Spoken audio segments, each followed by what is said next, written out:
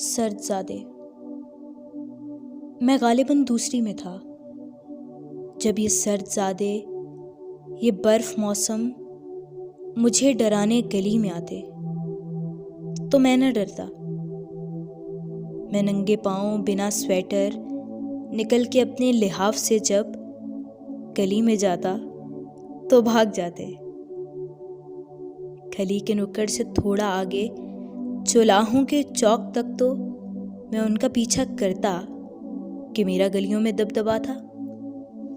मुझे डराने को आए मौसम खुद अपनी हस्ती ही भूल जाते। कोई कसाई के फट्टे नीचे तो कोई हलवाइयों के चूल्हों की राख में जा पनाह लेता। मैं सर्द रातों में दनदनाता। मैं अपने घर पे तो शेर था ही कि मेरा मकतब में भी रवैया ज़रा जुदा था। मेरी निसाबी किताब में जो ग्लेशियर थे उन्हें मैं गुलशेर पढ़ रहा था। अजीब गर्मी थी मेरे अंदर, मगर अचानक ये क्या हुआ है कि सर्दज़ादों ने मेरे घर में भी अपना कब्जा जमा लिया है। खुनक रुतें अब मेरे लिहाफों में सो रही हैं।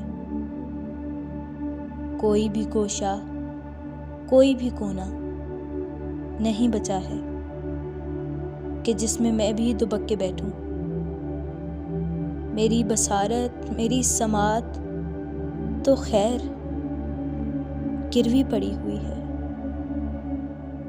ये जब से बालों में बर्फ उतरी है मेरा लहजा ठिठुर गया है।